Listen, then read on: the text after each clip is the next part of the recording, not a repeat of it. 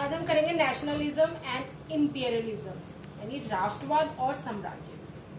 तो पहले हम राष्ट्रवाद और साम्राज्यवाद दोनों के बीच क्या फर्क है, डिफरेंस है, वो समझेंगे। राष्ट्रवाद यानी नेशनलिज्म का मतलब क्या होता है? देश प्रेम की भावना यानी love for one's country. Nation state यानी राष्ट्र राज्य यानी कलेक्टिव आइडेंटिटी होना।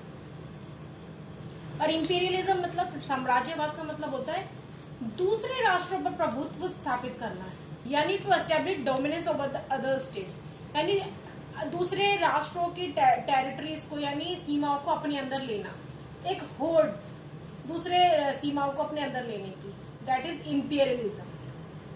अब जो यूरोप में था राष्ट्रवाद, नेशनलिज्म हम कहते हैं नेशन स्टेट्स बनने की एक प्रोसेस चल रहा था, है ना। तो ये नेशनलिज्म से इंपीरियलिज्म पे कब कन्वर्ट हो गया यानी शिफ्ट हो गया, वो हम देखेंगे।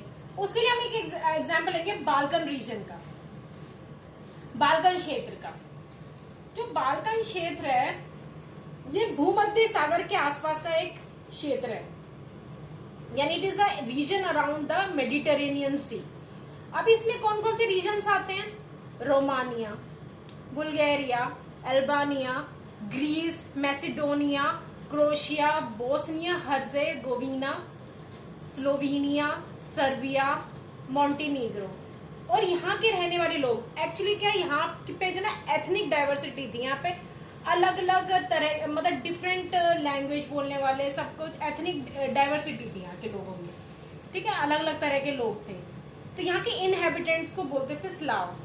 क्या बोलते थे यहाँ के इनहेबिटेंट्स को? स्लाव। तो जो बाल्कन क्षेत्र था इसका एक मेजर पोर्शन यानी बड़ा हिस्सा ऑटोमन एम्पायर के नियंत्रण में था।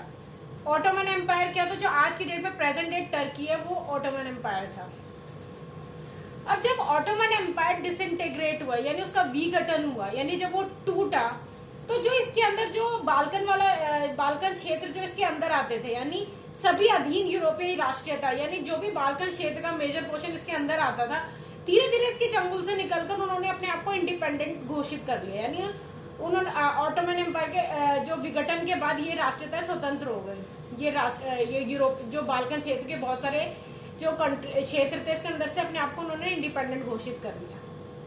अब जब ये कंट्रीज इंडिपेंडेंट हो गई यानी all Balkan countries now wanted more territory. अब जब वो आजाद हो गई यानी इंडिपेंडेंट हो गई, तो उनके बीच में आपस में एक कॉम्पिटिशन हो गया कि वो अपने अंदर और ज्यादा से ज्यादा टेरिटरीज को अपने अंदर लेकर आएंगे, यानी बहुत सारी जो स्टेट्स है यानी टेरिटरीज उनको अपने अंदर लेंगे। तो एक तरह की उनके बीच में कंपटीशन हो गया।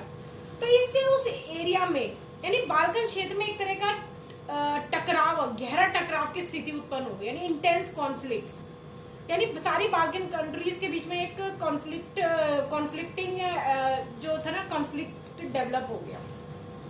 और ये जो सारी बाल्कन कंट्रीज थी ये आपस एक दूसरे के साथ बहुत ही ज्यादा उनके अंदर जेलसी थी यानी ईर्ष्या की भावना थी, और हर राज्य एक दूसरे से ज्यादा इलाका हथियाना चाहता था, क्योंकि इन सबके बीच में कंपटीशन हो गया, एक होड़ लग गई कि कौन सबसे ज्यादा टेरिटरीज को अपने कब्जे में लेगा, ठीक है। तो एक बड़ी कॉन्फ्लिक्टिंग सिचुएशन हो गई थी इस बाल्कन रीजन के अंदर। तो ये सिचुएशन का जो बड़ी यूरोपीय पावर्स थी, big European powers like Germany, Russia और इंग्लैंड, ऑस्ट्रो हंगरी, इन्होंने भी फायदा उठाया। इन्होंने सोचा कि हम भी ज्यादा इस एरिया में अपना प्रभाव बढ़ाएं, अपना इन्फ्लुएंस स्टैब्लिश करें। तो they took advantage of the situation. उन्होंने भी इस सिचुएशन का फायदा उठाया और उन्होंने तो इन शक्तियों ने भी अपना प्रभाव बढ़ाने की कोशिश की। तो इससे इस इलाके में कई युद्ध हुए। एक तो आपस में ये खुद भी लड़ रहे थे, ऊपर से ये बिग यूरोपियन पावर्स यानी बड़ी जो यूरोपीय शक्तियां थी ये भी आ गई। तो बहुत सारे युद्ध हुए और अंततः प्रथम विश्व युद्ध हुआ। यानी इतना युद्ध इनके आपस में की युद्ध की वजह से एक ऐसी सिचुएशन पैदा होगी, फर्स्ट वर्ल्ड वॉर इन 1940। तो किस तरह से साम्राज्यवाद यानी नेशनलिज्म से साम्राज्यवाद, नेशनलिज्म से साम्राज्यवाद यानी इंपीरियलिज्म की तरफ शिफ्ट जो था ना, इसने यूरोप को एक डिजास्टर की तरफ ले गया यानी एक महाविपदा की तरफ ले गया, फर्स्ट वर्ल्ड वॉर की तरफ ले गया, ठीक है। तो अब फर्स्ट वर्ल्ड वॉर के बाद क्या हुआ?